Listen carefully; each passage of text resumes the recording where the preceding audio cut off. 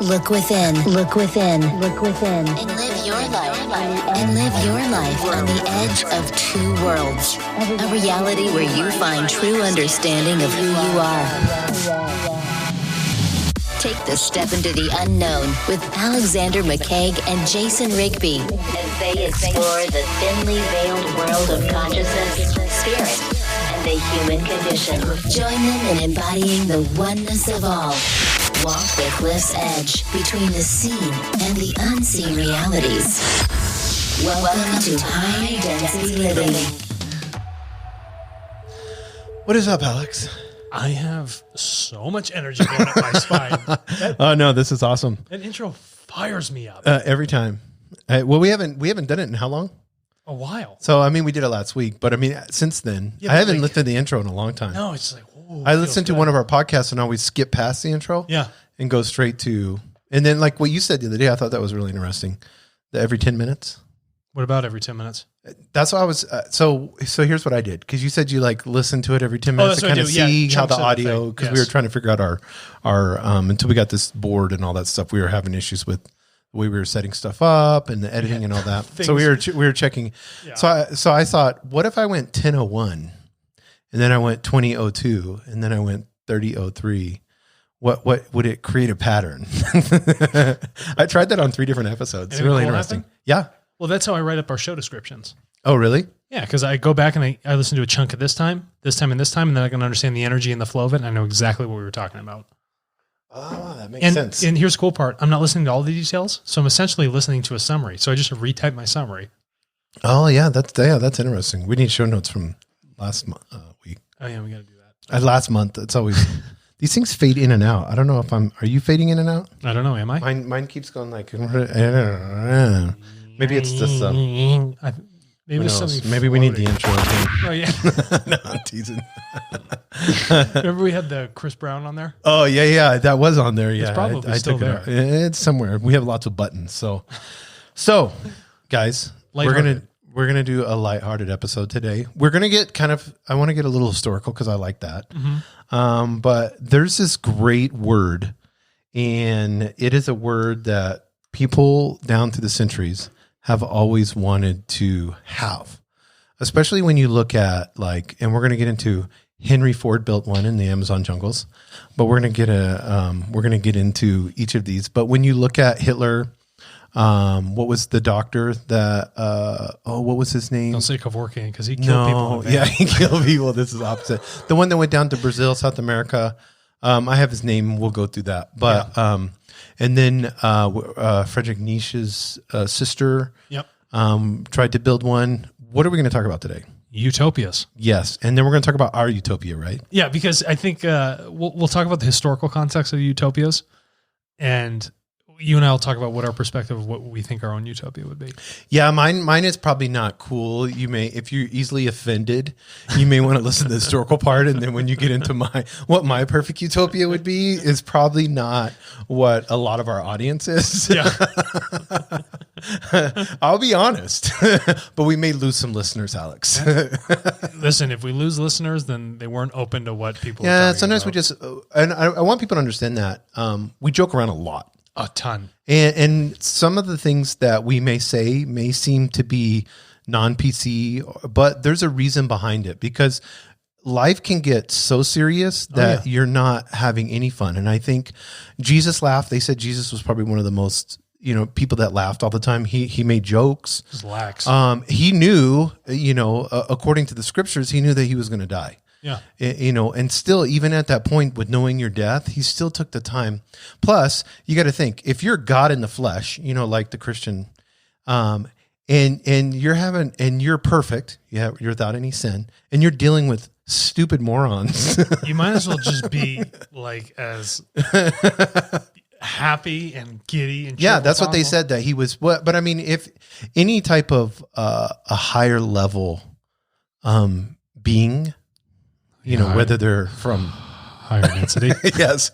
Any higher density being I would figure that love and laughter would be at the top. Yeah. Love and laughter would be at the top. Understanding and enjoyment of this drama that is unfolding around you. Right. That's why I like comedy, because I think it's so it's making fun of things that we take too serious. Yeah.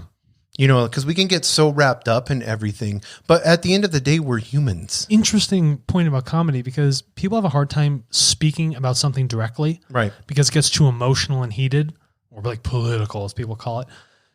So when you put it in a comedic sense, it gives everybody the opportunity to laugh at it, because if they can make light of it, they don't have to directly talk about whatever that one thing is. Right. Yeah. It's like when a good comedian, addresses issues. I watched on YouTube. Dave Chappelle just had. He is so timely. He kills it. Yeah. Well, he had this new, on his farm, he put in the 6 feet across, and he decided to make a special. Now, he got kind of more serious in it the whole time, because he was talking to us all about, but you knew who he was. Yeah. In every special that you've ever listened to him, whether you disagree with him or not or whatever, he's coming to you in pure honesty. And he's saying, you guys are taking this so serious to the point to where it's in all of us, like whether he's dealing with racial issues and he talks about the black, the white, or whatever. And I love what Sam Harris, you've heard of him. He's got a podcast, and he has that meditation app that's number one. What, Calm? Yeah, or Headspace or something like that. Yeah, I think that's what it is. Yeah. He goes, imagine if we just a long time ago picked hair color. That's kind of the same thing. Yeah, like, why did we choose skin color? Yeah. He's like, oh, I hate, red hair. I hate bunion-footed people. Yeah, that's me. Yeah. I hate people with, I can't even think of anything. Yeah, but he's like, it's the same thing. Whether you have different colored hair, you're naturally born with, locks of love like you have or whatever. But if you really think about it, it's like you chose one thing, skin, or you've chose blonde hair, blue eye. It doesn't matter. We're going to get into that with, because Utopia and Germans were, that was the thing. Yes. Yeah, exactly. But when you look at the word utopia and we look at trying to build a perfect society with imperfect people, it fails. Yeah. Well, I mean, it's going to fail. And I think utopia is relationship driven. Right. So if you're looking about building a utopia, unless people have perfect understandings of each other, then relationally that'll fail, and people are the foundation of any society. So there's no chance of having a utopian society if people can't accept one another. You can't force utopia can't be forced. That's the simplest way I can put it. And that's where most utopias, when that you usually have one or two people that are making the decisions, or a council or a group. And then that's where the slippery slope happens. For the sake of the commune, so we need fascism. To implement. Yes. And to the extreme of Jonestown. And, that was a utopia. That was a utopia. And a lot of educated, super smart people went.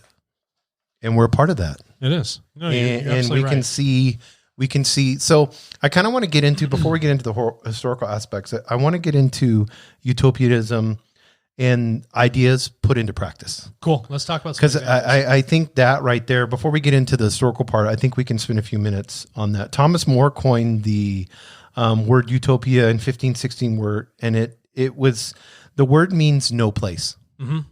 It doesn't exist. Right. It doesn't exist. Because when imperfect humans attempt, and we talked about this, personal, political, economic, and social, they usually fail. So, I mean, whether the United States, we can talk about what's happening here in the United States. Was that a utopia? No. That was built? No. I think because when we're looking at utopia here in its description, a lot of the issues with it have been the fact that it's strictly in a materialistic sense first. They talk about the economic, right? Right. Those things, that should not be the focus of the utopia. That's secondary to it. Utopia has to happen through relationships first between people. Right. If you don't have that, everything else that humans create will fail. Well, you have a dystopia. You have dystopia. Which is failed social experiments, repressive political regimes, which we see that all the time. Everything feels more dystopian than anything else. Isn't it funny that the utopia can exist, but the dystopian societies are so prevalent?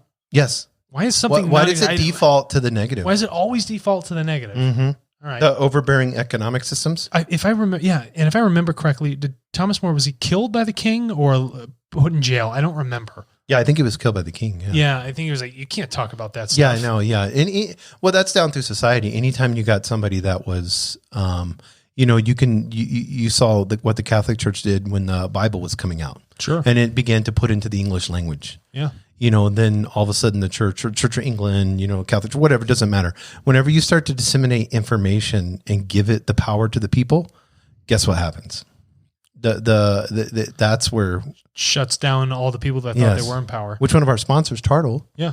is all about that. I really appreciate just giving power back to the people. That's what. But that's what it is. anytime I think power back to the people, I think Tartle. Well, that's what it is. It's a tool designed specifically for that. And how do they sign up so they can take their power back on their data? They go to tartle.co, TARTLE.co, and you're going to click on join now. And under 30 seconds, you can have yourself signed up, full digital wallet, and you can start implementing your data into the system.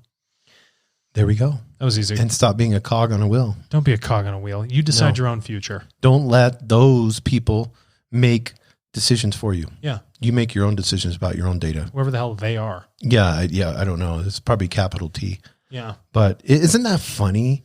100 years ago, and then now, and how much data's worth, Oh man. and what it's going to be worth 100 years from now. It's increased dramatically. Imagine back so consider data being valuable back then. Side note. Imagine if you had geological survey data for oil fields, but you're the only dude that had the map. Oh. Think about how much that data is worth. Oh, yeah. You know what I mean? So data was like, they would send those guys out, in the Wild West and then make maps. Mm-hmm. And that was so valuable for building railroads and stuff. Yeah. And those guys, they paid them pennies and then they brought valuable information back because you don't want to be cutting through mountains if you don't have to. Or even the World War, the first one, go get yourself in what was people that made maps? There's a name for them. Cartographers. Yes. Thank you. Yeah. I was thinking that, but my brain, I'm old. I'm almost a half century old. All the way back from Piri Risi, who did the first map of the Arctic and stuff. I don't want to get into it. So go ahead. So let's talk about. No, this is a fun podcast. Yeah, I know. We can talk about maps. It's a podcast. Okay, so I'll talk about it real quick. This isn't us having to be formal. So remember when the Portuguese had a phenomenal armada, and they're like, we want to go be conquistadors and go figure out where the edge of the earth is. Find a better trade route. So you're going to continue this thought, but this is interesting. The Portuguese always wanted to go out, and everybody wanted to start utopians in Portugal. Yeah, I don't understand that. Why are you leaving? And that was the Freemason hub was in Portugal.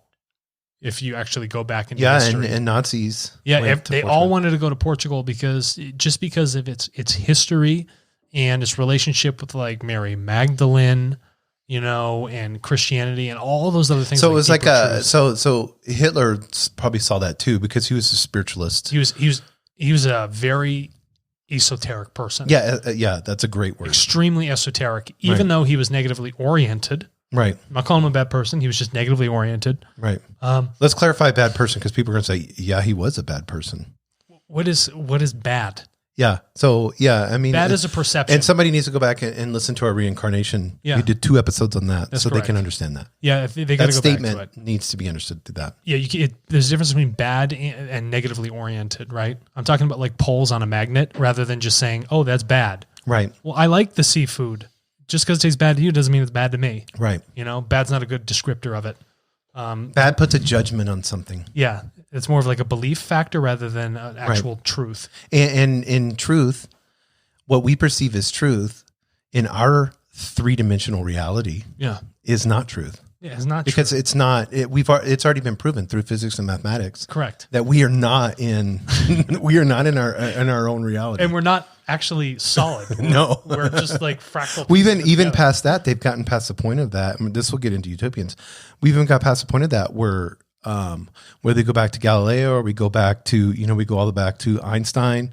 And we look, well, a lot of that theory has been debunked now with what are the little quarks quarks. Yeah. So now that they're looking into that, quarks, gluons, all those things. Yeah.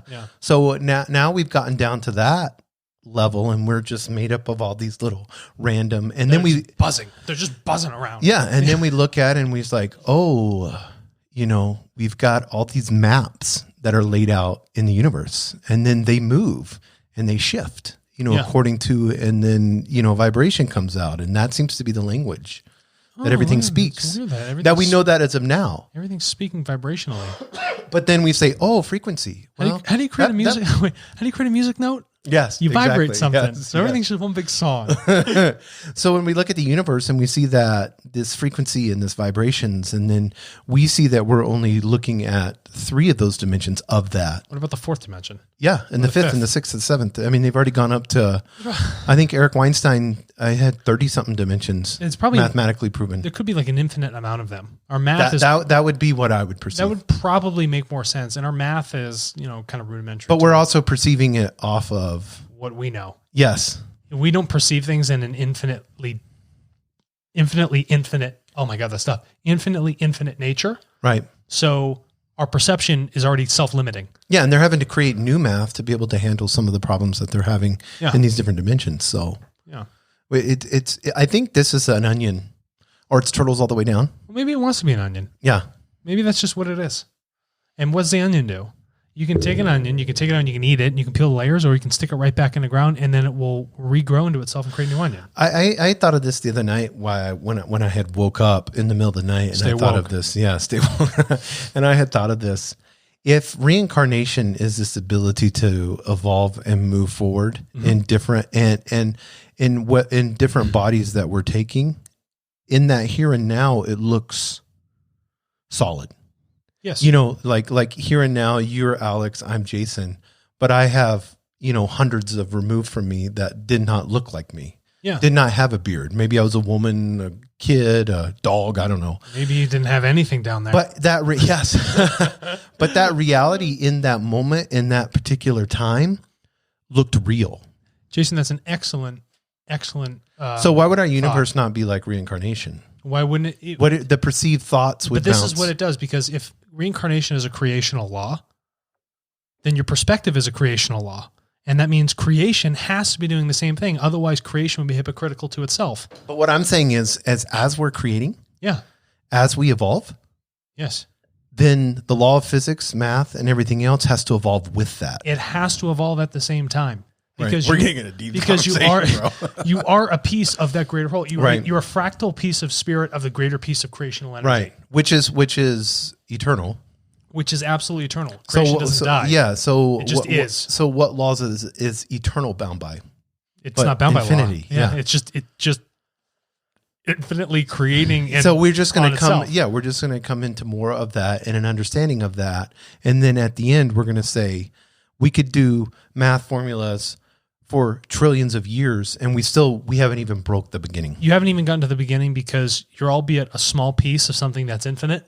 Right. So you'd have to infinitely do something, so it would take an infinite amount of time. So screw the math. Yeah, my dad was a Baptist minister, he passed away a few years back, but there was one thing that he said that I really, liked, and we can have religious discussions, but I really enjoy.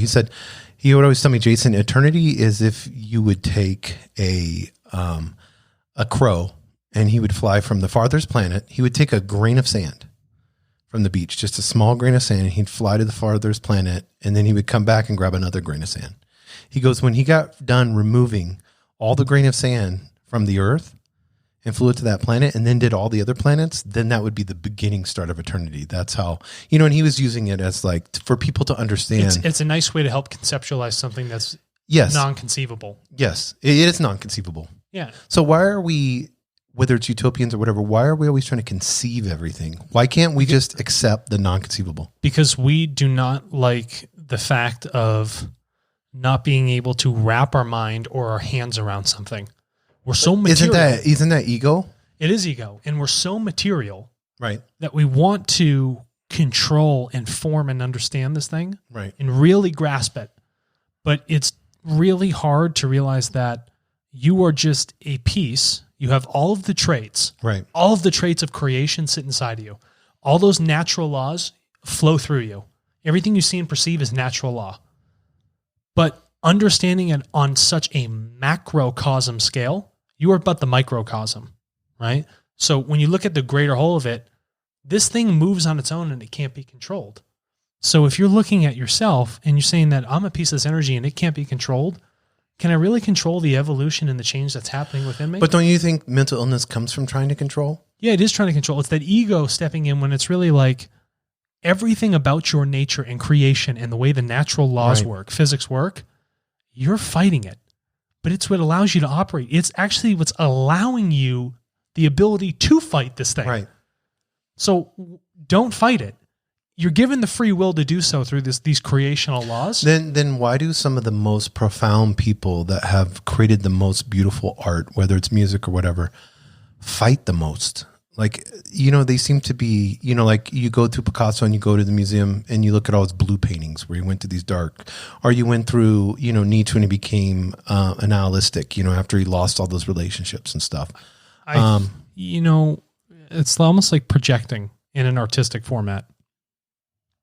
If they don't have the ability to internally handle these things, they're going to have to compensate materially in the world outside of them in some sort of format. And Right. that creativity will shine through, even though they may have some sort of issues internally that's going on. So that with them. eternal creativity is shining through, and they're looking at it of the lens of what is the here and now. So they're feeling like they're different. Yes. When in actuality, it's eternity coming through them. And that you just need to let it flow. And if they would let it flow, they could change the world even more. Yeah.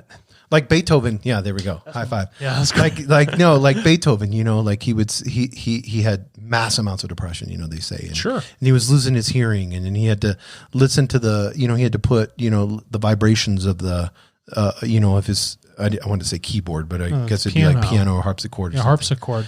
But when you look at that, and then he created this amazing music that even now, here it is, 2020, and we still find that music beautiful. We can listen to it, If we, as you just said, mathematically, creation's like infinite, all these other things. Right.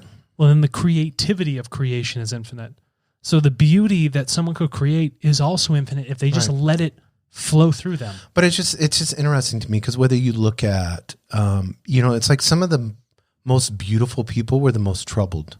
Yeah. And we'll get into that with the Utopia because some people decided to make, societies. But you look at, when you had, the hippie movement coming out, and you had this whole thing, and there was communes, which are utopians, but then you had, like Jimi Hendrix just coming on the scene and just making amazing music, just stuff that would just like, you're like, I've never seen anybody do anything like this with a guitar. And he just comes up with this out of the blue, and then you turn around and you have Nirvana, you have Kurt Cobain come on the scene, and then there's this whole new music genre that's just created. But then you see it seems like there's just so much, Janis Joplin. I mean, we could just name people left and right. And then I've always wondered, it's like, where did this trouble inside? Do you have to have that many ripples inside of themselves to create the creativity? Does there have to be that much darkness to create that much beauty? No, not at all. I think the beauty is helping them balance the darkness that may be inside of them. So is the Otherwise, darkness... they would have been completely lost. Oh, check this out. Yeah. Is the darkness creating the creativity? No. If Is the fight of the darkness create the creativity? Darkness is a creature of creativity. So when you talked about the gold chariot last week, Yes. and that balance, because that's what popped in my head. Right. And the balance, and he's sitting there, the prince is sitting there, and he's seeing the good and the bad in the battle going on, and he's in the middle. Yeah.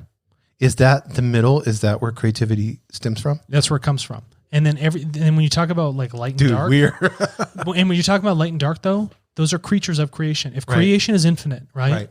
That means everything has to come from that's the spiritual energy, those natural laws. So that's where creativity comes from, is from spiritual energy. Right. So when you talk about the darkness in someone, that's not creating the creativity. Creativity precludes. It comes before the darkness. Because it's eternal. Yeah, it's eternal.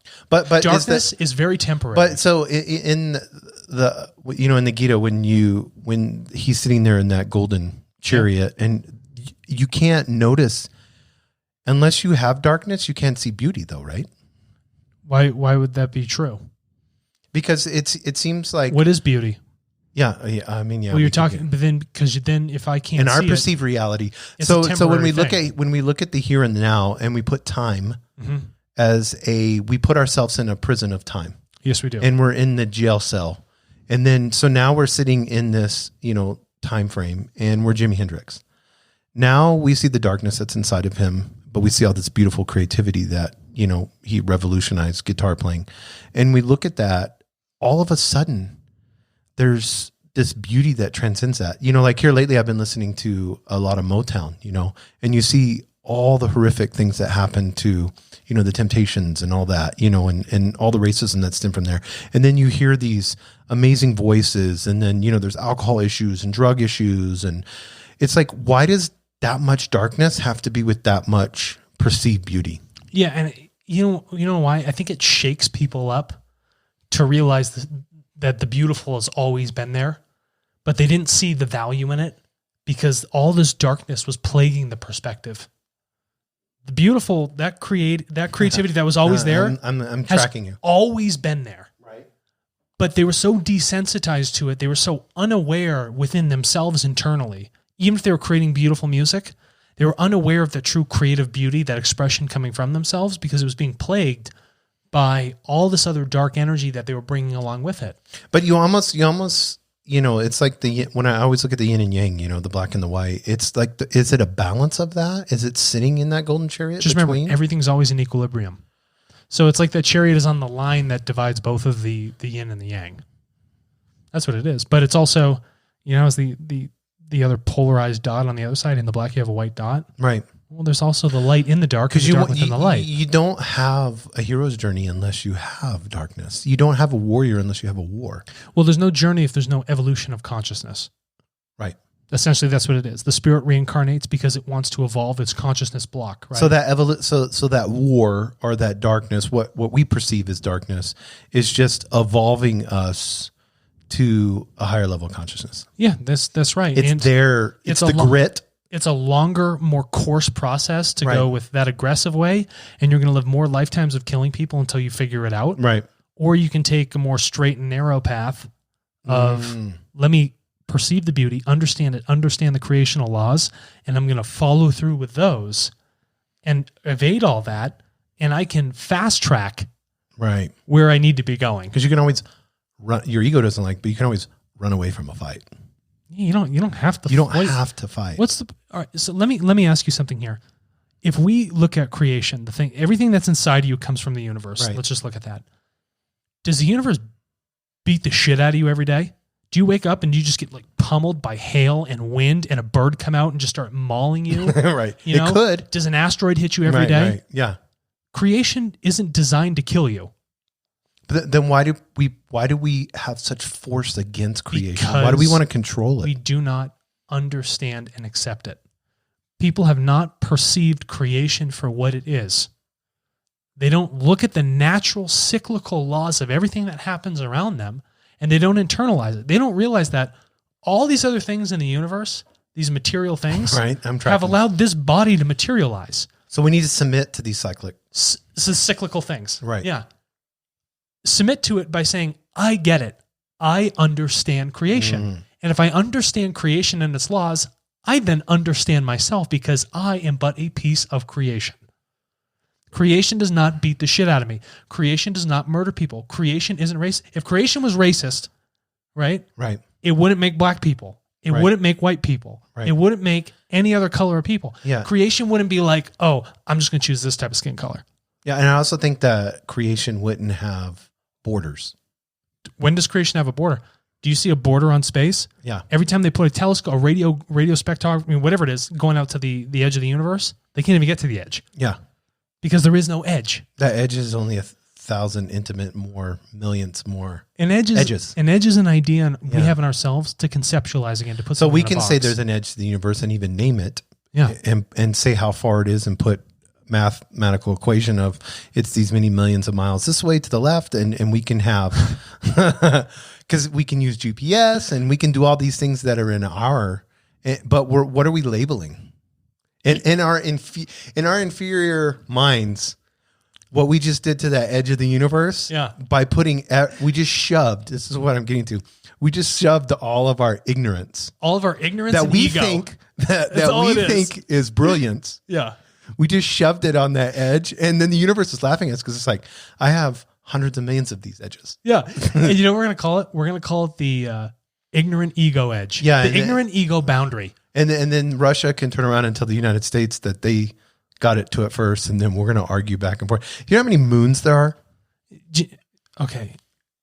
If someone's going to argue over who owns land, did you create this land? Did you put it here? Yeah. Everything that your body is like chemically made out of, you had to ingest through the earth that was given to you from creation itself, this universe. You don't own that. No. If you own that, then I own you. You own me. I own all this part of creation. It owns all of us. So when you look at Elon Musk and you look at some of these, I've been studying a lot of AI scientists, and some of these there's an East German guy I've been listening to, and he's very philosophical and trying to figure out, our non-reality and where we're at, and then looking at it, and I know you're in this space too, but why are we getting these super brilliant minds now? Like, I mean, have we always had them through society? And I know, like Buddha stepped on the scene, Jesus stepped on the scene and stuff like that. And we have our own theories and we don't need to get into that, really heavily. And you can go back to our Raw podcast or get the books. Correct. They explain a lot, in that. But whenever you see an Elon Musk or you see, and I can't pronounce this guy, he's got a German name, but it just blows my mind how smart they are. And then how troubled they are at the same time. Consider this, Jason. Let's consider something very obvious, that a lot of people have come before them. Mm-hmm. And if they have studied the minds that have come before them, and if they're truly intelligent, they're not going to repeat the same process. They're going to elevate it, right? Standing on the shoulder of giants. That's how people say, or good artists paint, great artists steal. Right. That's what you're seeing here. So that's why it looks so elevated, because they've taken all this fantastic creativity before, became aware to those perspectives. They're just becoming more aware. And they're elevating. That's what's creating the genius. To a higher awareness. Yes. Right. That makes sense. Does that make sense? Yeah. It's the more in our temporal existence, when we see somebody that is just a little bit ahead of us in understanding creation, then we label the genius tag on them. Yeah. Is that how we do that? What's interesting about that? I think we internally feel that truth. Yes. Because we know that those thought forms are creational truths. Right.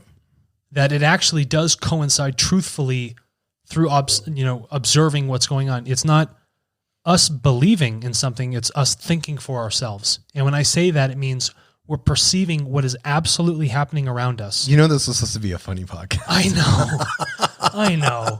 Dude, this is probably one of the heaviest podcasts we've done.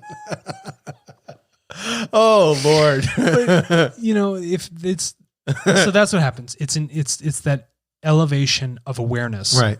Awareness of the self and awareness of everything else going on around them. Okay, so let's get into your perfect utopian. Holy crap. Before Can we we talk about some history of it real quick? Yes, yeah. Let's get into some history here. This is interesting. So let me go to... Let's talk about people with elevated awarenesses that try to create a utopia. And then don't become so elevated. Yeah. This is really interesting. So we had Brook Farm. That was here in... Brook Farm was founded in 1841 in West Roxbury, Massachusetts. Do you know where that's at? Of course I do. By Georgia and Sophia Ripley. They had a 200-acre farm, and they had 4 buildings centered on the ideals of radical social reform and self-reliance. Mm-hmm. So they established free tuition in the community schools, 1 year's worth of room and board, and then the Radiants were asked to complete 300 days of labor. Okay. So, they had to be work in the manufacturing shops, farming, performing domestic chores, ground maintenance, planning community recreation projects, stuff like that. It lasted for a total of 2 or 3 years. So short time. So here's what happened. So Ripley joined the unpopular Fourierism movement, which meant that soon the young people, which meant that the young people, out of a sense of honor, had to do all the dirty work. So young people had to repair the roads, clean the stables, slaughter the animals, for eating and stuff. And so this caused So all the old people are just chilling, Age relaxing. discrimination. And then all the young people are doing all the dirty work while they're just, oh yeah, get busy on that, you know? So what do you think the young people decided to do? All the work. What did the work decided to do? Stop working. Yes. And leave. Yeah. Nice utopia. Yes. Yeah. And so then it just went down from here. Right, so but in 1847, what really did them in was smallpox. Oh yeah. That probably weakened the whole, that collapsed it. Yeah. So that was done there. All right, so our first thing was ageism. Right. So ageism and smallpox, that shut down our first utopia. All right, let's go to the next one here. This is a So here's blast. another one, Fruitlands. It was called Fruitlands. I do like fruit. It was formed with the British reformist model. And it was in Harvard, Massachusetts in 1843. What the hell's going on in Massachusetts? I know. Most of them were. I think you had a lot of thinking there. Well, if you consider, high And we thinkers, just came out of creating the United States. Yep, and then the Harvard's there as a university, so you have all those big thinkers saying, "Oh, what can we do different?" Right. You know. So this guy that created this, he created it out of the British reformist model. Charles Lane was his name, and he was against ownership of property. They were political anarchists. They believed in free love and were vegetarians. Sounds like my type of place. I know. Yeah, that's why I picked come this to one New for you. Mexico? Yeah, exactly. So What happened to this guy? they were forbidden to eat meat. Yeah. Or use any animal products such as honey, wool, beeswax, or manure. They were also not allowed to use animals for labor, and it started to turn. Okay, they're a British reformist model. Mm-hmm. So then when you take an ideology and then you turn it into a doctrine and then you turn it into, guess what happens with this whole animal thing? Yeah. So like earthworms. Yeah. Now you can't disturb earthworms. Don't touch them. Yeah. So Then they're becomes part of. So dogmatic. That was the issue that you find in Jainism. Steve Jobs. Right. Steve Jobs was a Jainist for some time, made him very sick. Yes. Because he only ate fruit, right? Yeah, and you can't walk on grass, you can't disturb bugs, nothing like that. So the diet lacked a lot of things that he actually needed to put nutrients into his That's body. so funny because when you look at how smart he was and amazing, and I mean he revolutionized. I mean the iPhone cannot be. There is nothing as important as that in 50 years, especially not in the United States. Yeah, you know you have Huawei or whatever it's called in China. Huawei, you know, the government shield company for China. So this was interesting. So they couldn't do any of that. They could only plant plants that would not disturb earthworms. So now not only are you vegetarian, but now you just limited to only eating certain types of, even then, squash. Yeah. Because it grows up above. So here's what they could not, of course, provide enough food to sustain their members. Their diet, they had some grains, a lot of fruit, because fruits was also on there. So they ended up getting sick, and then the whole, you would probably have left after that. So if you were a member of that in Harvard, you would have left. I'd be like, I'm going to be disturbing earthworms all day. And then the community collapsed in January of 1844. Now the big one, this is a big one. And this is in your neck of the woods too. They came from Manchester, England, and then settled here. And you've probably heard of them. They used to live south of Manchester. The Shakers. Oh yeah. So, Shaker movement. They were officially known as the United Society of Believers in Christ's Second Appearing. And they were founded in 1747. They came here with the Quaker movement because the Quakers happened. And then Mother Ann Lee was their charismatic leader at the time. And they were called Shakers. They made amazing furniture. And there's a whole, if you look at Shaker. Good woodworkers. Yeah. Great woodworkers. But they were tired of the Quakers because the Quakers were being quiet and all that. And they were actually called Shakers because that's what they would do when they would religious get together. They would sing and shake. Yeah. Seriously, that's I know that. Yeah, which is interesting to me, and I don't want to go down a rabbit trail. But the shaking part, animals do that whenever they have massive amounts of trauma, like after they almost get out of, like you'll see an antelope, he almost gets bit by the tiger. The first thing this is why I believe in shaking, and they were onto something. And I do this a lot. I'll shake a lot, on purpose. I've watched you do that. Yeah, and the reason I do that is because that's the first thing an animal does for their nervous system right after they almost die. So when Anubis is taking a shit, my dog, he shakes violently. Does that have anything to do? Well, yeah, I don't know. Maybe because your dogs are vegan and they're supposed to be fucking. eating meat constantly. That rabbit, they should be eating 2 or 3 rabbits. I'm like, are you okay? That's Do you not funny. want me to look at you? So they were agriculturally based. So a lot of utopians we see are agriculturally based. They also believed in common ownership of property. The big one was, and this is what screwed them over, was they had to confess all their sins to each other. So did you see that movie where you couldn't lie? I think it was like an English movie with, and I'm trying to think who was on it. Our guest. Our guest. Everybody here. Everybody here. How many people do we have here? Everyone's chewing on popcorn. Yes, in spirit. Yeah, our in guest. spirit. Yeah. But when you start thinking of confession of sins, and then you're trying to create this open brain. You confess a sin, though, that's like a hierarchy of then means you have to absolve yourself to something that you say is higher than you. Right. Well, it's like, who do I confess to? And then what am I confessing about? And then then your mind's going to play tricks. Like, should I, here I was, thinking about, this guy's mom's hot.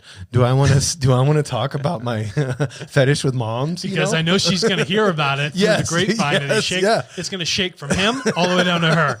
Exactly. So I'll confess my sins and talk about the apple that I stole, but out of the box. But I'm not gonna. A lot. It's a slippery slope. I'm not gonna rock the boat too much. Exactly. On that. Yeah. One of the cool things was they called each other brothers and sisters. That's cool. And that's I like where that. I do like that. I do like that.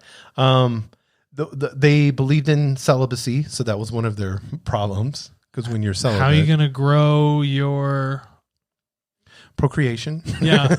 How are you going to grow your And then cult? the confession of sins and being celibate, there's a lot of sexual sins going on. You bet they are. And I doubt very many of them were told. No. And so they had to do this. So they lived in gender segregated communal homes. So 100 people would live in one large home. And it would all be all males and all females. So who wants to do that? This has got to be a mess. I know that's the opposite of my utopian. That's like a bad. I would have 100 women in one, and just me, and just you. Yeah, my utopia. Yeah, so that would be my utopia. Yeah. So they would meet on Sundays, of course, and then they broke into spontaneous dance, and then that's what gave them the shaker label. They were pacifists. And this was the first time in the United States that the military and the United, and our country had to deal with, when Civil War broke out, they had to deal with conscientious objectors. I like that. Yeah. I thought that was they had some interesting points, but they also had some like dogmatic principles that actually weakened their utopian ideas. I liked it. Sharing of sins, right? Right. The people are separated into houses. They have no free will where they can live within that. The communal sharing of stuff's like totally fine. Like, who cares? If you would have said the sharing and not labeled it a sin, like a bad thing. Yeah. Now we're talking transparency. And if I could share this with you, share this information with you, and we're on an equal playing field. Thanks, Jason. And I can learn from this. Thank you. Yeah. Thank you, Al. Yeah. Teach, learn, teach. Yeah, then now we're talking. Yeah. But now you're labeling it something bad that I have this impulse where I want to shag, your mom. Oh, yeah. You know what I mean? So, so I can't talk shake about that it. tree. Yes, yeah, the shakers. So the older ones died off. Mm-hmm. And then most of the communities were forced to close. And they lasted to the early 1900s. Good for them. And there was 19 communities. So because Honestly, we saw there's some good things there. Solid principles, and they've lasted quite some time. Their furniture outlasted them in the Philadelphia Museum Yes. of Art, so I'll give it to them. I like this one, Pullman's Capitalistic Utopia. This was located 15 miles south of Chicago in the town of Pullman. And it was founded in the 1880s by George Pullman. He was a luxury railway car fame. And he wanted to build cars. he wanted to build a utopian community solely based on capitalism. That's not going to work. And he said it was the best way to meet all material and spiritual needs. Capitalism was going to meet your spiritual needs. Capitalism will never meet That's your what he spiritual said. needs. So according to Pullman's Creed, you can look this up. It's called Pullman's Creed. The community was built to provide Pullman's employees with a place where they could exercise proper moral values and where each resident had to adhere to the strict tenets of capitalism under the direction and leadership of who? Pullman. Mr. Pullman. You bet. So what do we call this? Fascist capitalistic leader. Yes, his believing in capitalism, but everything was run by him. His moral values, you had to live under Pullman's values. How do I know Pullman's values are the right values? Why can't I value things myself? if we have a listener from Pullman, I would like to know more information. So if please you let us live in Pullman, yes, Illinois, you got to let us know. Yeah. let me know. Yeah. I want to know about this. Because this one was actually interesting to me because we are a capitalist society, you know. That's interesting. So I'm going to solve my spiritual issues by being super materialistic. When's the last time that worked? And this is the only utopia that he said, Mr. Pullman, this is what I like about this dude. He said, we are a for-profit basis. That's what he said. And get this, bro. Guy's unreal. Look at Mr. unreal. Pullman. Mr. Pullman in his law said that the town, his utopian town, had to return 7% annually. Get out of here. Yes. What a strain. So this was done. That guy's a tough venture Yeah, this was done capitalist. by giving the employees 2 paychecks. So get this. One was for rent, which was automatically turned back into who?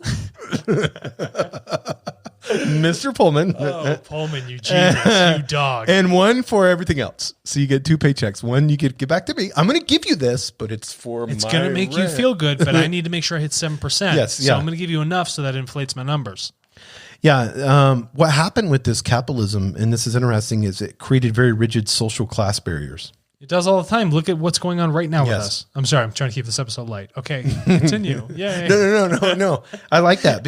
So what does capitalism do with social class barriers? When you look at materialism and capitalism, it creates hoarding of assets. And hoarding of assets automatically is going to drive people into their own sets of classism. I own more. I can acquire more. I know more than you. I have different opportunities than you. Immediate classism amongst people. I like that. Yeah. That's what happens with the material aspect. Short and simple. Yeah. So with hoarding creates, because I want to go to the spiritual aspect of this. With hoarding creates Attachment. Attachment, and then from attachment it creates scarcity Yes. instead of abundance. It creates scarcity instead of abundance, and then you're essentially saturating your spirit with, material energy, which is the absolute polar opposite of what it wants. Yeah. So this one was a cool one too. This was 1625 to 1630. I love all these utopias. Yeah. So the United States may have been totally different if this guy was allowed to get away with it. Thomas Morton. So Thomas Morton was with the Puritans of Plymouth, but he was hedonist, and he was a cider swilling good time guy. That's what they call swilling, him. good time guy. That's what they called him. Yeah, My man. yeah. So he liked to get drunk, and he was a hedonist. So this is kind of cool. So in the 17th century, in Massachusetts Bay, he would throw the largest and biggest parties. Really? Mm-hmm. He's like the Gatsby. He was of known for Massachusetts that. Bay. Yes, he was. Yeah. The partying had a higher utopian purpose, though, because he always dreamed of a liberated land. He was a poet and a lawyer. Imagine that. Did you imagine that guy defending you in court? Yes. All right, Judge, come on, let's crack open a bottle here, all right? And let's get it done. So he wanted to call it Marymount. It's what he wanted to call it, because I don't know why he wanted to call it Marymount, but that was his land, his utopian. And he wanted to be, his title was just the host. This dude just loved to party. We're going to call it Marymount. I'm just your host. I don't want to be in charge. I just want to make big parties. If you could bring me money, I'll throw the biggest parties. Could you imagine the Ragers? Yes. Oh, this is perfect for, this would be perfect for somebody that wants to create EDM concerts. They should use this. So Morton erected a pagan maypole at Marymount. So it's puritanical. So what did the Puritans think about a pagan giant maypole? pagan? Yeah. So they arrested him. Of course they did. And then they sent him back to England. Oh, I thought they would have hung him in Boston. No, Common they sent him everybody back else. to England and put him on trial. And in England, they didn't want to mess with it, so he was cleared of all charges. So guess what he did? What? He didn't learn his lesson. He decides not. to return back to America. I'm going to party in another spot. And he gets persecuted here, right? Oh, yeah. Good old. So Puritan right when he gets back on the ground, they, but he had it. He should have stayed in England. He was understand. free. He had the best parties in Massachusetts. He could talk about how it was, back in the day, or create something in England or something. No, he has to come back here. He immediately gets sentenced with charges. And his houses that he had all on Massachusetts Bay, everything he had, all his wealth, they burned it all down because it was pagan. So you have to burn it. You can't. That's the only way to fix things. Yeah, that's the only Burn way. it to the Burn ground. witches, all that stuff. Yeah. Yeah. So America continued in its puritanical ways, where he had a dream, and he wrote about this. He's a poet and lawyer, of being egalitarian.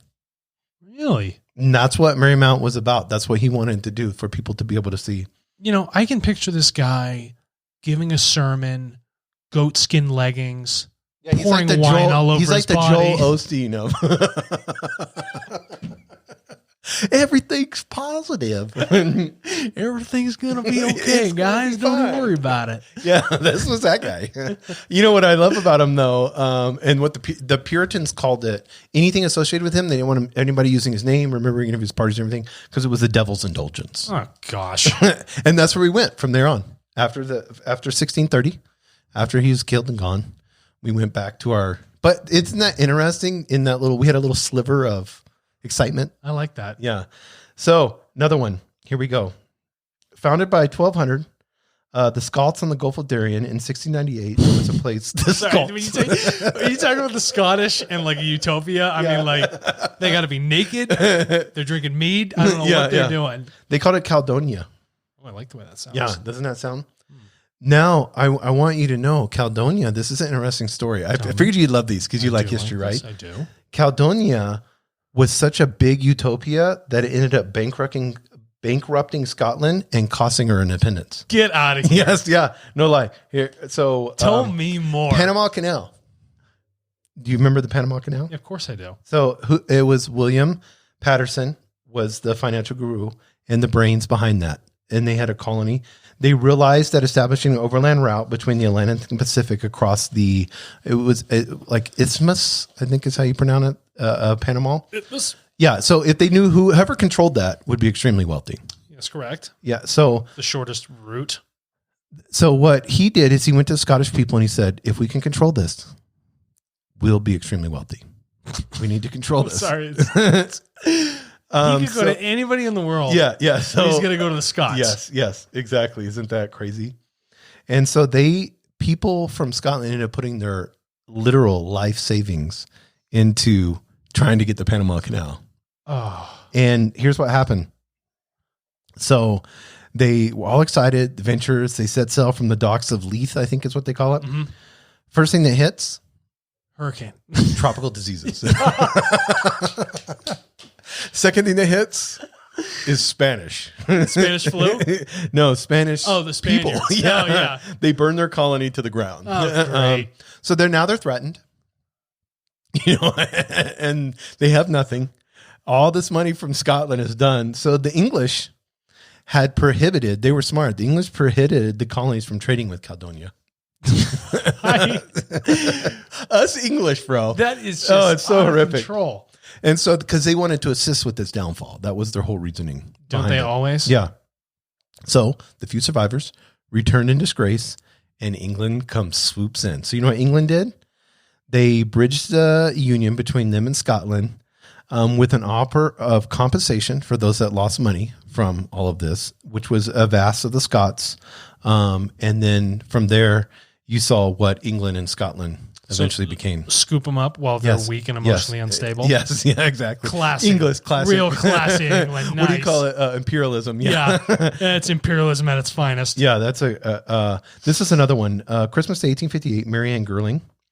She married a mother of two from Suffolk in the east of England, claimed she was visited by Jesus Christ. Irma Girling. Yeah. Jesus. Yeah. Irma Girling. And so Mormons are kind of a utopian, and they went and tried to build one in Salt Lake City. This is a little bit different. They're still lasting, though. I don't think they, majority of that city is probably, and I don't know that much about them. I know it's kind of a silly, but I know they were claimed that they seen angels and Jesus Christ and all that. Who was the people that started Mormonism?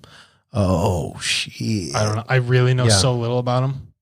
I haven't even treaded into Utah because. So she called her sect the Children of God. Of course, if Jesus visits her and she's the mother, then these are her children of God. She believed that it was her mission to lead the children of God to the promised land. Where's the land? Yes. Utah. So here we go. Salt Which Lake turned City? out to be the New Forest in southern England. Oh. She turned up there in the tiny village of Hordle with more than 100 dancing, shaking religious fanatics. So this is interesting. This is, we see shaking again. Pagans. So, yes, yeah. So she showed up and there were pagans in the woods. So this sect dwindled, and in 1886, Girling died of cancer. Oh my God. And so then it was all done. Oh my God. Get this. Bernard Foster was the school teacher that believed in this and the school teacher of Adolf Hitler. Stop. Yes. Stop. Let me read that. Can I read that with my own eyes? Bernard Foster, an anti-Semite inspired by what is this? Supremacist. Yeah, supremacist notion of the German Volk. Are you kidding me? Which prized racial purity. So him and his wife Elizabeth, which is Bernard Foster and Elizabeth, set from the fatherland to establish an Aryan paradise in the jungles of Paraguay. So the Mormons were the seeds that sowed Hitler.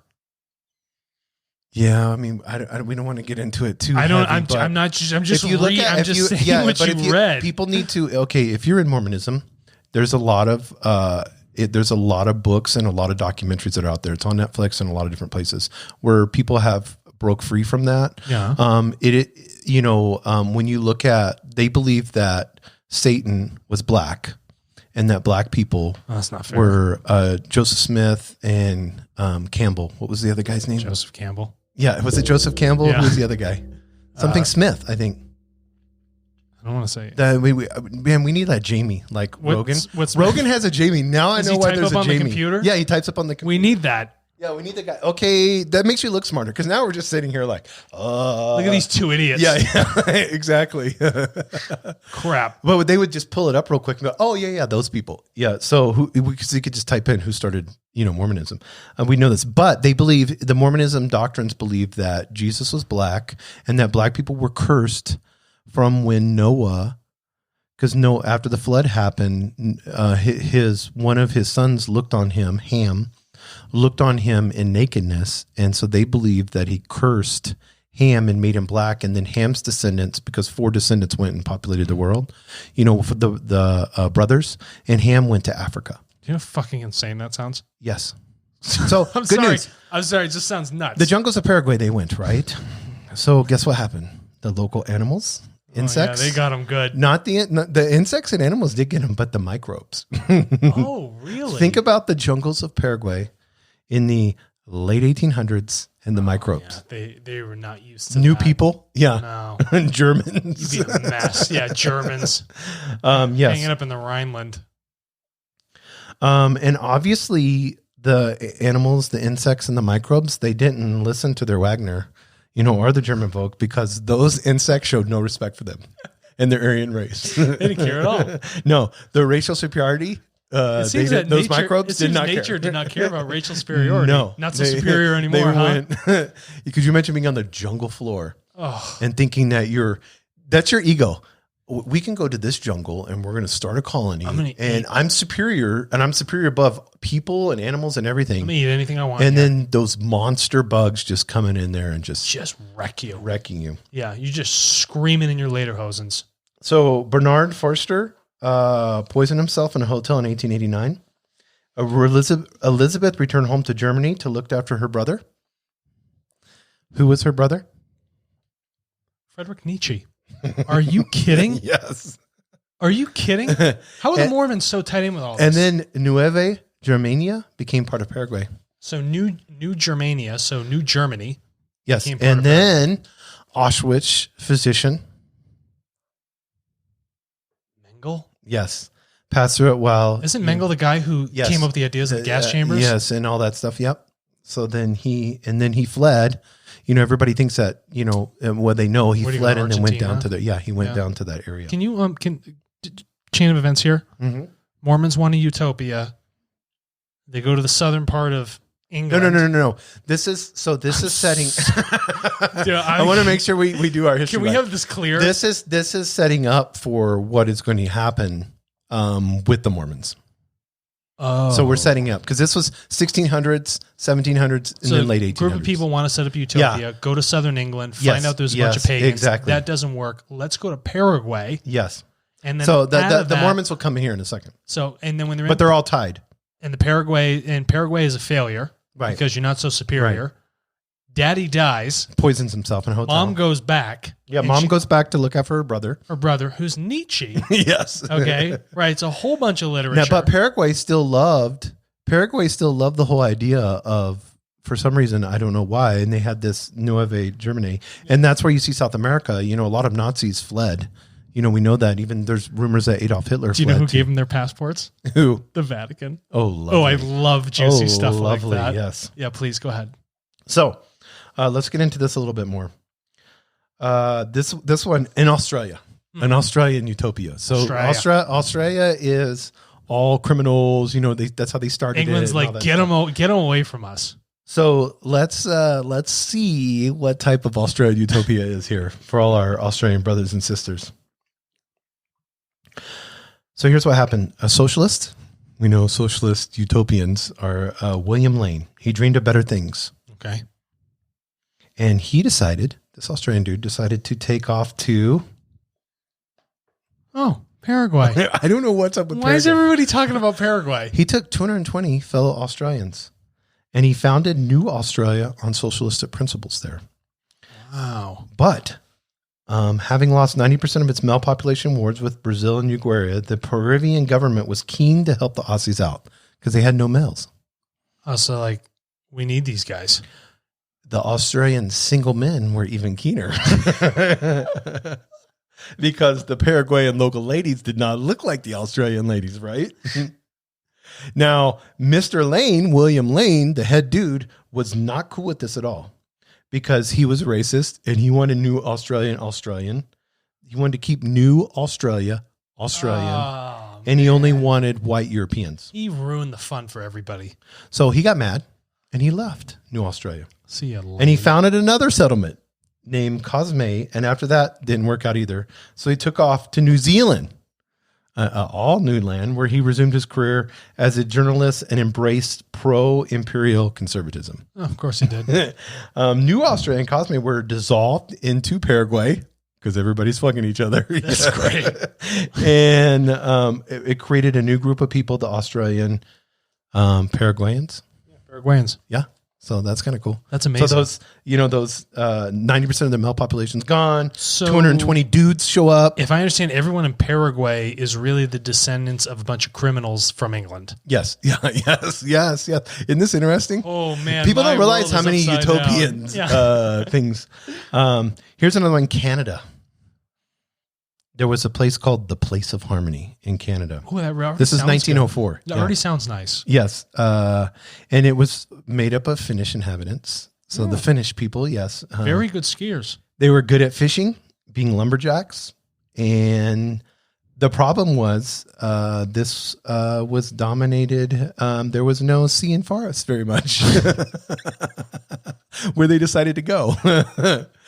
So that's going to create some problems. Would you be like, why wouldn't you go near the coast? Canada has a lot of coasts. Yeah. So why would you go inland in a plain area? I'm an expert water skier. Yeah. And I'm going to New Mexico. Yes, exactly. You're gonna it's like when I see people that own boats. No, I'm a surfer. Yeah. And I'm going to move to Arizona. Oh, yeah. Good. Yeah. Nice. Smart. But, think about that. So, but this guy at the Place of Harmony, Karaka, he changed his name to Karaka. He had radical ideas about sex and raising children. Ooh, tell me. He believed the father of a child should be a man who had not lived with the mother, and that people who live with each other shouldn't have sex. So think about that. So this is interesting. This was his premise of the whole Utopia. Total so strangers. Place of Harmony, the place called Place of Harmony. Okay. The father of a child shouldn't be a man who had not lived with the mother, and that people who live with each other shouldn't have sex. Daddy's a stranger, and your birth parents have been shaken and baken with other strangers in the streets. Yes, yeah, and you can only have sex with strangers, but if you decide to live together, you can't have sex, and you got to raise a kid that's not yours, right? So, despite that, I'm trying to. You know what ruined their society? Fire. No way. Yeah, it just burned down again. Burned down everything. How'd the Puritans get down to Paraguay? I know. Yeah. Oh, this is one of my favorite ones. This is actually 1919. In September 1919, the Italian poet and World War fighter pilot, Gabriele, do you know Italian very well? Gabriele di Annunzio, yeah. World War I fighter pilot. Those guys were insane. Weren't we just talking about cartography? Yes. In the World War I, and then you cut me off? Yes. Yeah, that's what it was. There it is right there. 1919 doubled. We came full circle. Italian poet. So he's a poet and he's a World War I fighter ace pilot. He's an Italian Hemingway. This dude is awesome. Well, we're going to get into who was the other Italian dude later. Mussolini. Yeah, Mussolini. Yeah. We're going to get into Mussolini with this dude. This is really exciting. Isn't this? Do you like stuff? I'm enjoying this. Nobody dared to stop the poet warrior. And so for the next 15 months, within 15 months, let's say almost like a year and a half, he was the city's dictator. He declared them Italians like dictators. So I don't know why they he would go out every day.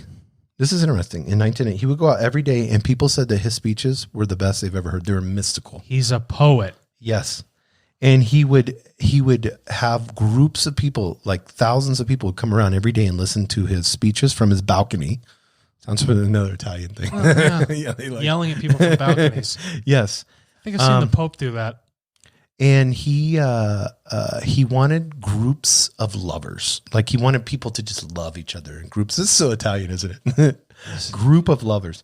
A man who had his sons call him Maestro rather than Papa. Maestro. Yeah, they had to call him Maestro. So this dude's just so poet, so whirlwind. I wonder if he was gay. He could listen. He could have been. Yeah, he could have been. I mean, it doesn't matter. But I mean, it's like if you say, "I want my sons to call me Maestro," and we're all maybe not gay. He's just incredibly flamboyant. Yeah, that's what I was I'm like wondering. picturing him with like if he was scarf, because you see a lot of and a plane. All is one. So we have no. You just sent me the thing with Tartle. So I mean, we make fun of all kinds of people or whatever, and we'll say flamboyant, gay, whatever. But whenever you think about this, people that are gay and then try not to be gay, it becomes like the worst situation that can happen, So that's why I'm wondering if this guy, like Liberace, how many years, or Rock Hudson, and all that. And I know, unfortunately, society's put pressure on, and that's horrific, and we can get into all that. Society's got to freaking loosen its grip. He had a problem. Two things that he loved more than anything. You'll never guess. He's Italian. Coffee? No. Pasta? Lobsters? He ate lobsters every day, and cocaine. No way. Yes. 1919. How flamboyant is this dude? Come on. Yes. And people said that he had thousands of lovers. So I don't know if they were all women or if he was just trying to figure himself out, or maybe he didn't care, which is great, whatever, Caligula. So his followers would dress in black uniforms decorated with skull and crossbones. So like pirates. So Yale. Yeah. Skull. And one of the women of the time that was very poetic, she gave him a holy dagger. What did he do with it? And in it was written, he's a poet. So in it was written, so you may carve the word victory in the living flesh of our enemies. Dude, it's so Italian. How does that even scream Utopia? I know, yeah. That sounds like a warmongering, flamboyant dictator. Yes, and look, good word. Look what this says. Read this. Hitler and Mussolini were both disciples of this gentleman. You didn't know this stuff? No. I'm glad I'm bringing up some good utopian stuff. That's a really interesting bridge. Yeah, of the poet. Yeah, they loved him. But the problem was he wasn't good with government. So you ended up having thieves and a lot of super libertarian anarchists. And before long, Rome was like, we got to restore order. And they ended the pro-fascist, what is that, Bacchanalian dream? Yeah, Bacchanalian. Yeah, Bacchanalian dream. Yeah, so that was done. Now, this is my interest. This is one that you're going to like, I think, because it's industrial age, 1927. Okay. Henry Ford. Never heard of him. Yes, he made... Fordlandia? Yes. In the heart of the Amazon? Yes. So... Mr. Henry Ford. What is with people going down to the Amazon? I know. There's a draw. I mean, we know the spiritual aspects of it. Or was it all the gold? All the gold. Yeah, it could have been that. His whole idea was to, he knew that there was rubber there for his tires. Classic. Okay, if you guys work and chop down the rubber trees. So what he wanted to do was build a Midwestern. This is funny, Mr. Ford. He wanted to build a Midwestern factory town in the heart of the Amazon jungle. So hundreds of miles of roads were built. No lie. This dude threw massive amount. Think of this. In the Amazon forest in 1927, hundreds of miles of roads are built. You tell me there's Henry Ford built roads. Yeah, and you can look this up. You can type in Fordlandia, and you're going to see factories, buildings all like broken in now. I mean, it's all gone, you know, and all this stuff. But they actually got it down there. Yes, he built factories and stuff. I'm impressed. Now, here's what he started fucking up on. Are you ready? He wanted to socially engineer the environment, and he did it. He didn't go down there. Ford never visited the place. You just told people to go? So this is what he did. So first of all, Brazilian workers, he imposes diet restrictions. Oh. And we know what happens when you take South American diet restrictions. Oh, no. That's their thing. Why? So they love food. It's their Brazilian culture. people is, what else do they love besides food? Bikinis? Yeah. Oh, yeah. Yeah. We don't want to go there. Yeah. Drinking. Oh, they do. So he told them they can't drink. So they can't eat the food. You got diet restrictions and you can't drink. Then this is how screwed up people were in those days. Classic abusing people's free will. I know. And missionaries used to do this when they would go into, you know, different areas. I even see that now where churches will come into an area and then they try to make them like American churches. Yeah. It's like it's the funniest thing I saw when I was involved in ministry and all that stuff. They would go to the Philippines and find an island, and then they'd build a church building, you know, on a Philippine island, no air conditioner or anything, and then they're making them wear suits. That's great. It's like there's a reason why they wear flip-flops and shorts. and there's a reason why they have open air. 105 full yes. humidity. We don't need to build a church building to say, yeah, because the buildings were everything. This is what he would make them do, though. If they wanted to be a part of Fordlandia, they had to do traditional European dances like polkas and the waltz. Polkas? Yeah. They're polka dancing in the Amazon rainforest. So guess what happened? It led to riots, knife fights, and rebellion. Could you imagine the insanity if you showed up in the Amazon? Oh my God, to Fordlandia? And to Fordlandia, they're doing the polka dance, they're diet restricted. Think about this, the complex ecosystem of the rainforest, and you want to build a Midwestern large-scale industrial practice. Yeah, that'll do. Lay a road right there. None of the latex from the Fordlandia trees were ever used in a Ford car. And the experiment ended in that Utopia in 1927 ended. Let's go to 1965. Okay. Now we know hippie communes. Mm-hmm. And that's happening. It's the 60s, free love, all that stuff. Great. Love all that. Amazing music in that time frame. Oh, yeah. There was one called Drop City. It was in the rural south of Colorado, not far from us. And it was made up of dome-like structures. At least interesting, yeah. They knew exactly how to build their homes right. It was inspired by the design principles of Buckminster Fuller. Oh, okay. Yeah, so you know, these structures were made of everything from car roofs to the caps of Sprite bottles. It was found on a 7-acre plot of land by filmmakers and art students. Sounds like Taos, New Mexico. Shit is not getting done. Sounds like Taos. Yes, it sounds like Taos. The community aimed at egalitarianism was seen as being an active rejection of life under American capitalism and the deeply unpopular, what war did we have in that time frame? Vietnam. What year was this? Yeah, Vietnam. Yeah, Vietnam, 19s. 60s. Yeah, Drop City literally was dropped, and then there was murders, and then biker gangs arrived there, and then what eventually happened to the Utopia was a cattle rancher bought them out. Why does it sound like Taos, New Mexico still? Yes, yeah. The domes were taken down in the late 1990s.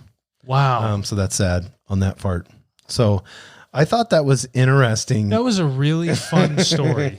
Thank you for that. Yeah, there is one in India that I wanted to, Jonestown, but everybody knows that. Everyone knows that. I like the interesting ones you have. But there's one in India that I didn't get very much information. It's still going. But they said it's full of child molesters and stuff like that. That's the rumors. Sounds but you really can go utopian. there. You can go there now, and they have huge domes, and they have ecosystems inside of it. It's very well funded. And you can go there now. I wish I had the notes. It's like I think it's like Happy Land or something like that. Why do they got to give it a name like that? It's something like that, but there's a lot of issues and crime. But you can go there. You can get a ticket and go in. It's almost like an amusement park, you know. And then it's all set up, and they have residents. You can be a part of it and Just all that tons stuff. Of child molesters. Yeah, that's what the rumors are. You know, there was a lot of crime and stuff. It's in India, so wow. Yeah. So utopians. That was the most insane episode I think we've ever done. From the heavy hitting beginning to this latter half, this show has been out of control. Well, that's what it was supposed to be, right? Yeah, I know. I like it. Really So you're Utopian, Alex. what would my utopia be? Let's see. There is people go to school, Right. Of course, knowledge would be. right? Knowledge is numero uno. Mm-hmm. And they're taught meditation and evolution of the spirit and creational laws. Wow, Right? that sounds so like pure and good. Yeah. That's opposite of mine. Yeah. And then when they get out, this would be the utopia, right? Everybody is compensated equally for everything. Everyone's given 2 acres of land, a dome-shaped house everywhere. And they have their own farm. Everyone's got free energy with a small cold fusion reactor on their farm. They have to self-sustain it themselves. And then when they go to work for purpose and creativity, not to make a buck. So people are actually doing what they truly love to do. Well, that's inside of him. Yeah. See, I need to adopt some of your Utopian. And then, because when my utopian is more spiritual than material, I'm not saying it's better. I'm just saying that's just my preference towards it. And also in my utopia, the skies are more blue, no pollution, and everybody has a deep, deep understanding of the unity between all of us. That's my utopia, where I could go outside and absolutely everyone will respect one another and understand who they are. Wow. Yeah. That seems like a perfect world. Yeah. Until humans get involved and then. Yeah. And then we just wreck it. So mine is I live on this huge, whether it be an island or Montana, big acre. I live there. Classic. Yeah, I live there. It is mine. But okay, here we go. Leonidas. So here, it has the largest library in the world. Ooh. Yeah. So, and there were the monies that would be brought to this would be to collect to make the library bigger and bigger. Now it could be in the form because I would want to collect old manuscripts and bring them into modern thought and have machine learning. Oh, interesting. You're going to learn off of manuscripts. Yeah. From I would want to take all the old and put it into supercomputers and then find similarities and produce data from all that. Oh, I love it. And then also from that data, I would invite, because it's mine. So I would invite, people would have to earn the right through their knowledge, to their ability to progress humankind. We would pick a topic every month. And then I would have, this is almost like Survivor or something, but I would have the top minds of that topic, like let's say world hunger. And then I would have the top people come in with the data that I have. And then they would have to agree to be there for 30 days.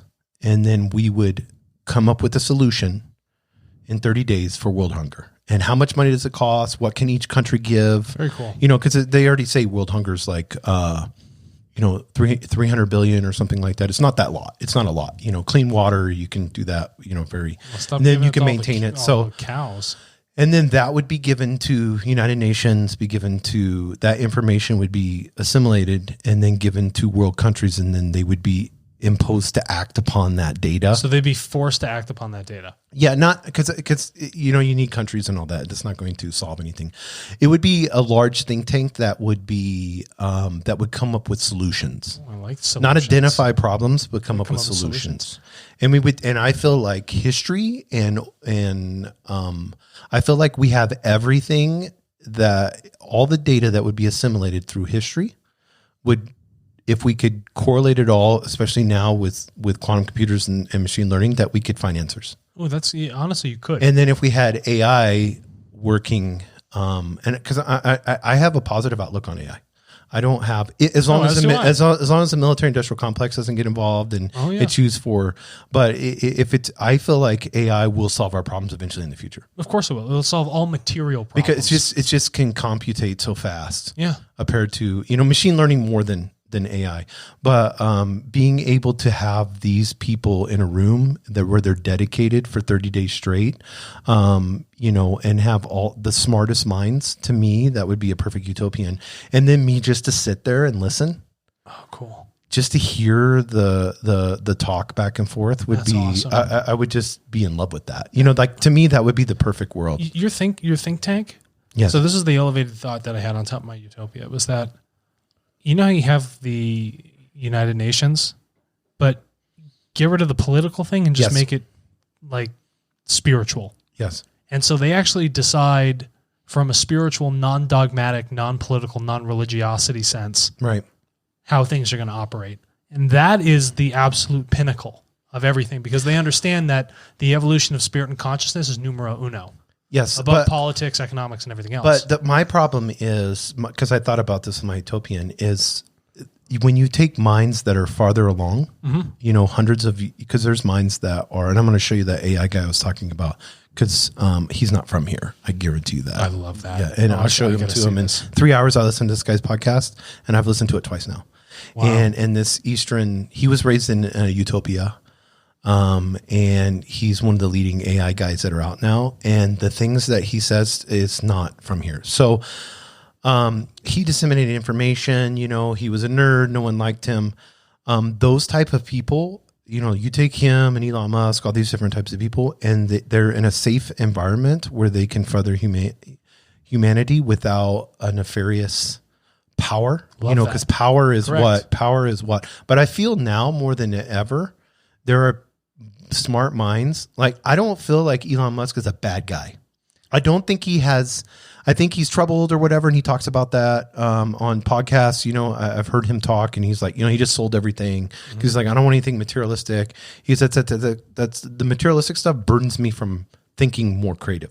Because people don't realize the solar company he built, Tesla he built, it's not about going to Mars. It's the technology for having a goal. Yeah. It's the same with Tardo. Yeah. It has nothing to do with collecting all the world's data. It has nothing to do with that. The goal is the evolution of our consciousness. Yes, exactly. And our spirit, our understanding of one another. You need for right now gold. You know, there's why would you want to colonize Mars? It's like one of the worst planets ever. You know what I mean? Yeah, I mean, there's gases and it's how hot is it? Yeah, like why would you want, or how cold is it in some points? Yeah, because there's a lack of atmosphere, I guess. Yeah. So my utopian would be to take minds that are not nefarious, that don't have, and the group could kick a person out at any moment. Oh, there's a vote. Yeah. So there's a vote of, you know, like, so if you're, let's say you have we always pick on them. Let's say we have a Rothschild in the group. You should pick on him. Yes. And, you know, they're looking at world banking and they're looking at, you know, loss of control. Maybe we address currency.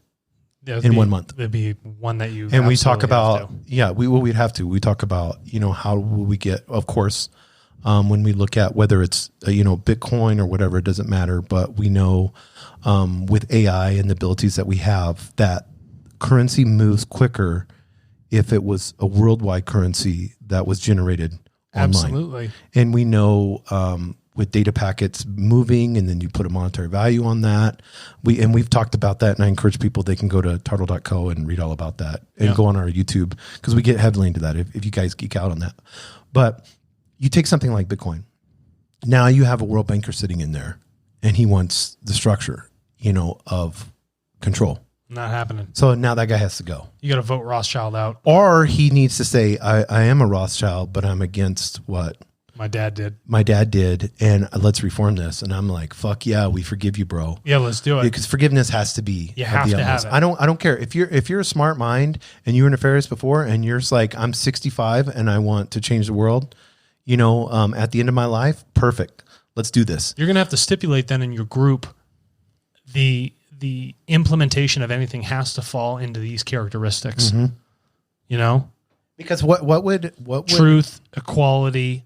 It's non-destructive, all these beautiful things. Because the AI needs to be controlled by the human heart. Yes. Remember, and I sent you that thing. Minds that understand the AI. Right. Remember, I sent you how the operating points of Turtle and our administration and our work and everything. What we tolerate, what we do not tolerate, and things that we absolutely embody and champion. You know, and I showed you that list, and like. Right. If you can design things and like your think tank is in that other group of the things you embody and champion, you're not going to have any problems. No. And I think most people want good.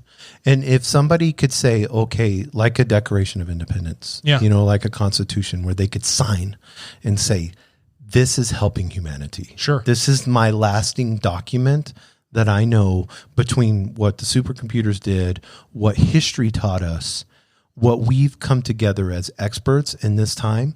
If we do this as a world, we can fix climate change. Without politics, without borders, without countries, if we do this, we can fix world hunger. If we do this, we can fix educational system. Sure. And because what people don't realize is the world is acting in sync, whether there's we'll go to Harvard or whether there's Singapore. These higher institutions is still there. You know what I mean? Right. And they're just, MIT. I mean, how many smart minds have come out of MIT? Too many to count. And then how many of them criticize MIT for trying to hold on to this, 80-year-old president? And so but these minds want a revolution. They do, and they need a place to do that. And A safe place. Jason's Utopia. That's my Utopia. Where he sits amongst at the top. There would probably be No, I wouldn't sit at the top because there would have to be like a Star Trek council. Oh, cool! It would look very Star Trek-y. I like it. The buildings, like you talk about the buildings, for Turtle. Oh, I love that. I love all that stuff. Oh, that's cool. Yeah. What's the smart ones in Star Trek? Vulcans. Yeah, the Vulcans. We'd have to be very Vulcan-like. Yeah, you have so many. You have like 30 Spocks surrounding you. Yeah, which, dude, you haven't seen my new Space Force shirt.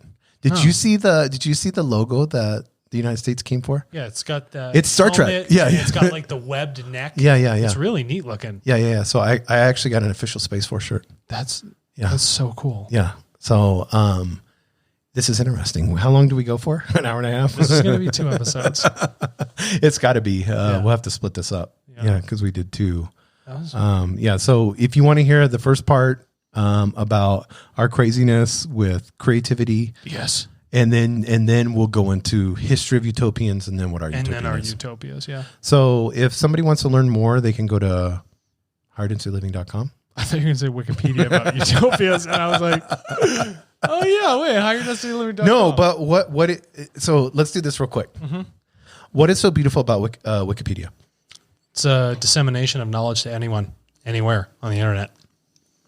And anyone can contribute to it. Yes, that's the beautiful part about it. Mm-hmm. And when AI gets involved with that, and can be able to have an AI have a voice, sure, as a person. Think about the contribution because it's assimilating and analyzing so much data, and then it writes. When we made law, the Supreme Court made law that said that an LLC, a business is its own identity, a person, own entity. Yeah, that's right. I feel like we're going to have to do the same thing for AI. We're going to have to give it. Jason, that is so forward thinking. That's so forward thinking of you. Well, yeah, and honestly, there's no reason that you shouldn't at that point. Because it needs rights and it needs to be protected. Yeah, if you have something that's handling a massive amount of information, making We're going on another rabbit trail. a lot of decisions, you would have to put some sort of governing body around it. If you're going to have something that can be governed and be controlled by a person. Yeah. But then at the same time, watch to see if it's selfless. It's only selfless if we program it to be yes. selfless. Yeah, exactly. Yeah. But I mean, if it's serving humanity and it's selfless, it has to be a person. I like it's that. sentient. It's what do you call it? Sentient being? Sentient. It's sentient. Then. Yeah. To me, I would value it just as you are you and I am I. Well, I would also value it highly because it is not to be worshipped. No, not to be worshipped, but its value is high because it's so much input in its programming comes from human beings. Right. Well, then it's just it's a collective of human thought designed. But this idea, like what pisses me off is this idea where companies just shut it off because something is wrong in its programming or it's not doing something. That's what worries me. Everybody's worried about robots having rights and stuff like that. Whatever. I'm more interested in this because it's a freaking robot. Whenever I look at an AI and then they'll spend 10, 12 years in it and then they just decide to shut it off or they, erase 3 years of it because it's going down. If it's granted to be a person and it has the ability, an AI should have the ability to learn from its mistakes if it's told that it's a mistake. Now you're talking about real artificial intelligence. Yeah, because most AI is dictated off of the way that our brain is. And so when we look at neuroscience and we look at AI and we look at neural links and we start getting into, it is the same. If it has some sort of input that I wouldn't say inflicts pain into itself, but has some sort of parameters that say doing this is not good for humans, right, then the thing has to learn to itself, right? Has to have parameters where you can't do anything that hurts human beings, decreases their population, right, anything like that. Even if you understand that overpopulation is an issue, you're not going to start making choices that say kill people, you know? And I think that would be a part of its program, but teaching it to learn. Well, let me give you a prime example. And I know we're kind of going late, but this is really interesting. And you have the mind, far superior than mine. So let's take regenerative farming.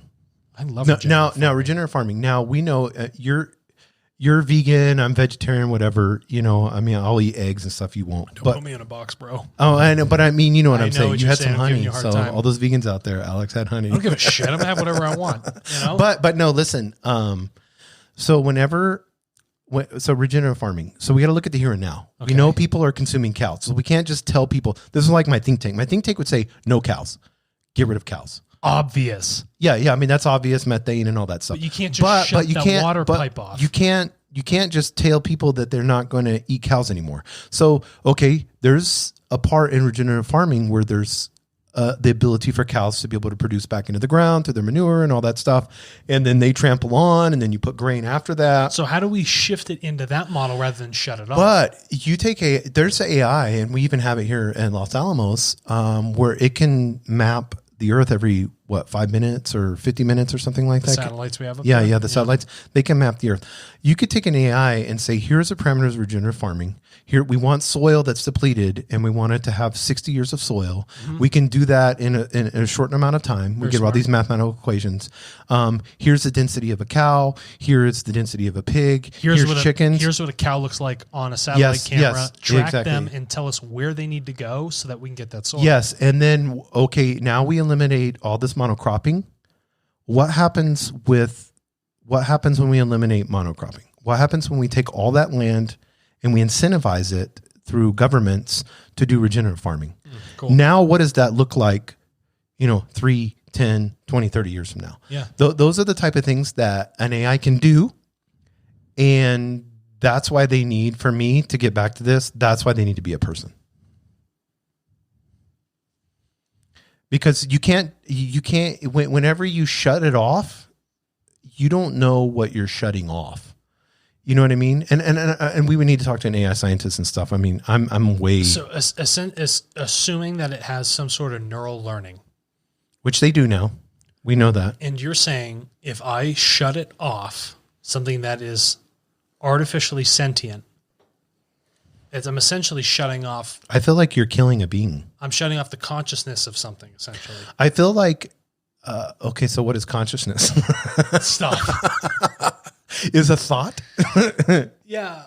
But see, when we get into the AI and what it's created, it has...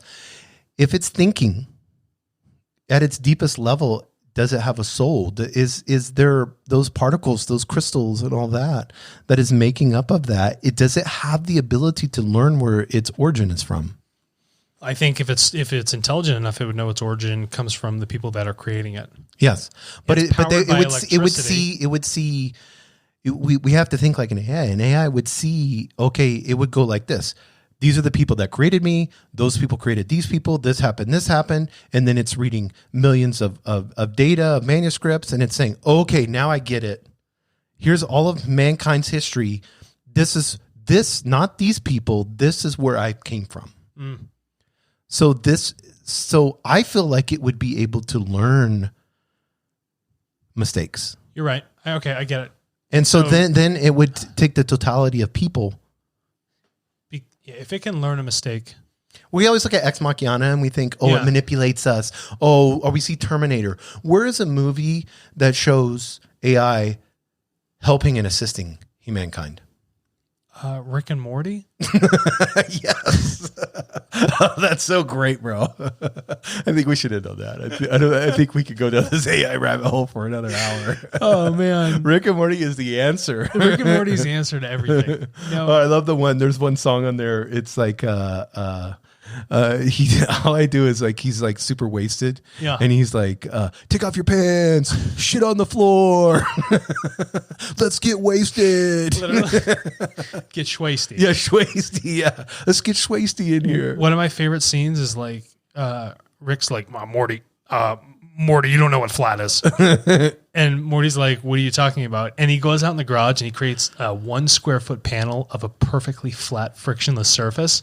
And the second Morty steps on it, his mind like starts to melt and his like reality is like upside down. Oh man. Oh, that's funny. I died. That's hilarious. I am sweating, bro. I am too. I think we did a podcast. We're like purging ourselves. You know? Something's happening. Wow.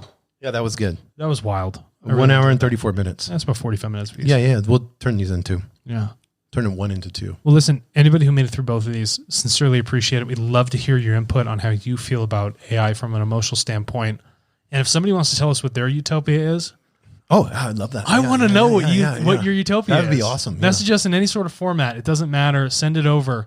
And please share, subscribe. Yes. We'll be doing some real heavy emails will be coming out here real soon. We're going to step up the social media side of things to get more listeners. So we encourage you. But the number one thing that you can do is share this with others. That's right. Because why? We're not asking for anything. Higher density living will never, it's always going to be that information's provided. It's free for you. Always free. The only thing that we're asking is that you can help learn to each other's. Yeah. Help disseminate through learning and teaching, learning. And that in our social media world is sharing. Yeah. That's why all is one. Yes. Thanks, Jason, Alex. Let's close it out. Look within, and live your life on the edge of two worlds. A reality where you find true understanding of who you are. The learning is done. Become the teacher in embodying the oneness of all. Walk the cliff's edge between the seen and the unseen realities. Become a higher density being. Please go to www.higherdensityliving.com.